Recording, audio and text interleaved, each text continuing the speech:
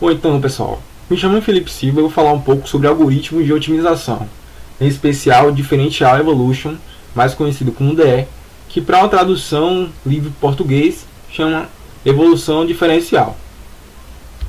Bom, eu dividi aqui minha apresentação entre 4 sessões e vou começar falando sobre algoritmos de otimização. Algoritmos de otimização determinísticos. Bom, algoritmos determinísticos são aqueles algoritmos que, dado uma determinada entrada, ele sempre produzirá a mesma saída, independentemente de quantas vezes você for executar esse mesmo algoritmo, claro, com a mesma entrada. A solução é dependente do ponto de partida fornecido e caracteriza-se pelo baixo número de avaliações da função objetivo, que no caso são consultas ao valor que você inseriu para o algoritmo. Os computadores são determinísticos, já que possuem um ciclo de execução, esse ciclo é infinito, e há sempre uma busca por valores, que no caso são instruções, e uma determinada instrução ela vai sempre retornar o mesmo valor, já que os computadores são determinísticos. Bom, algoritmos estocásticos. Algoritmos estocásticos eles são programas que trabalham com métodos probabilísticos para solucionar problemas. Ou seja, você sai da parte determinística, dos algoritmos determinísticos, e passa a resolver problemas com probabilidade. Então, se você der uma entrada de dados agora, possa ser que, e resulte em um resultado, possa ser que se você executar esse algoritmo novamente, o resultado vai ser outro, devido aos métodos probabilísticos que são empregados no algoritmo. Os algoritmos genéticos eles são estocásticos e eles se baseiam em princípios da evolução natural de Darwin. Então, você tem toda aquela etapa da inicialização, que no caso é a população, a mutação, o cruzamento de espécies e a seleção, para selecionar os melhores indivíduos que permanecerão ou que passar pela evolução da espécie. Outro exemplo é o lançar de dados, que é um processo estocástico, já que não sabemos qual face ia cair para cima, mesmo tendo uma probabilidade daquele evento acontecer. Uma função de Ackler. A função de Ackler é atualmente utilizada para teste de algoritmo de otimização, ou seja, ela é um benchmark para algoritmo de otimização. Ela é definida por essa função, em que é f de x0 a xn, que no caso são as entradas. Esta função pode ter n variáveis. E o mínimo local, o mínimo global para ela é 0, para qualquer f de 0. Bom, então aqui tem a representação gráfica dessa função. Ela tem diversos mínimos locais e um mínimo global, que no caso é 0. Bom, seção 2, evolução diferencial, que é o algoritmo em questão. Principais estágios. Bom, os principais estágios desse algoritmo está definido aqui nesse fluxograma, que ele é um algoritmo que também ele é baseado na evolução darwiniana, já que é um algoritmo de evolução. Algoritmo genético. Então, primeiro se tem a etapa da inicialização, no caso a população, a mutação desse indivíduo, o cruzamento de indivíduos para gerar indivíduos melhores e uma seleção para verificar se esse indivíduo novo ele é melhor do que a população anterior. Se for melhor, então atualiza a população e aí você retorna para a etapa da mutação a fim de atingir o objetivo principal, que no caso é resolver o modelo que você está implementando para esse algoritmo. Se não for o melhor indivíduo, então ele não atualiza e volta para a etapa da mutação. Aí ele fica nesse ciclo até atingir o objetivo final, que é resolver o problema em questão, mesmo que seja de forma aproximada. Bom, a etapa da inicialização. A etapa da inicialização é primeiro o conceito do DE, Differential Evolution, e assim como os outros algoritmos evolutivos, ele inicializa com o conceito de população. Que essa população pode ser dada, por exemplo, por uma matriz. Uma matriz em que as linhas dessa matriz podem ser os indivíduos e as colunas características para aquele indivíduo. Geralmente, essas características elas são geradas de forma probabilística, né? E a cada geração você vai melhorando esse indivíduo a fim de atingir o resultado final, que é solucionar o problema. Bom, a etapa da mutação. A etapa da mutação, ela dá a oportunidade de visitar regiões que ainda não foram exploradas no espaço de busca.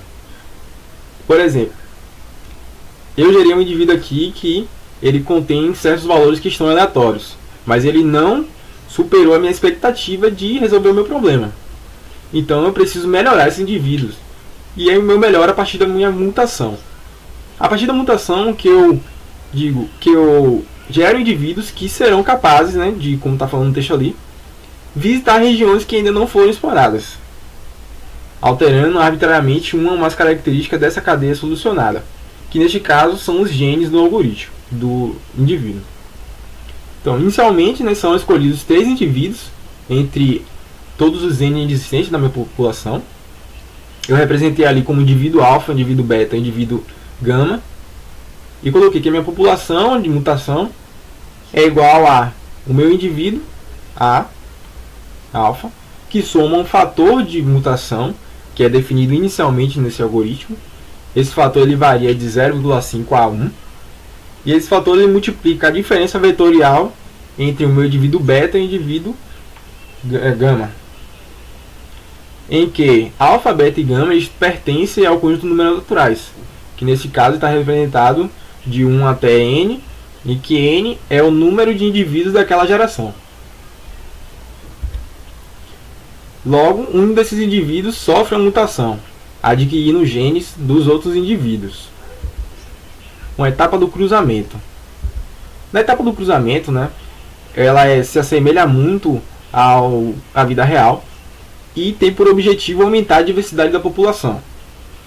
Então, no esquema aí está representado, né, por 3 indivíduos, que podem ser considerados os indivíduos pais do indivíduo gama. O indivíduo alfa e o indivíduo beta, eles possuem esses genes. O indivíduo alfa tem o gene 1, 1, 1 e 0. O indivíduo beta, 0, 0, 1, 1. Que um cruzamento desses dois resultou em um indivíduo gama que possui características dos pais.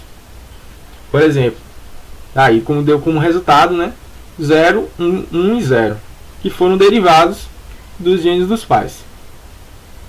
Então a figura, né, tá ali na legenda. A imagem ela representa os genes de um indivíduo, que no caso foi o resultante do cruzamento entre alfa e beta. Etapa da seleção. Na etapa da seleção, né, é que são verificados os indivíduos que passarão a ser a nova população. Então são selecionados os melhores indivíduos. E nessa etapa ela verifica para ver se essa geração que foi gerada agora, nessa geração atual, ela é melhor do que a anterior. E o método fitness ele escolhe os melhores indivíduos. Então esse método fitness, né, é onde você põe o seu modelo matemático que você quer solucionar, e a partir desse modelo e alguns parâmetros você retorna o valor informando se aquele indivíduo ele está apto a ser a sua nova geração ou não. Se for melhor, então essa geração ela é atualizada. E aí você passa a utilizar as gerações a partir dessa que você gerou. Agora, se não for, então a geração atual ela retorna à etapa da mutação, sem atualizar, é claro, em que é passado por todo o processo probabilístico para modificar os pesos, os parâmetros daquele indivíduo, até retornar para esse método fitness para avaliar se esse indivíduo ele pode ou não participar da geração atual, né? Geração nova, na verdade. Então, algumas aplicações, né, desse algoritmo.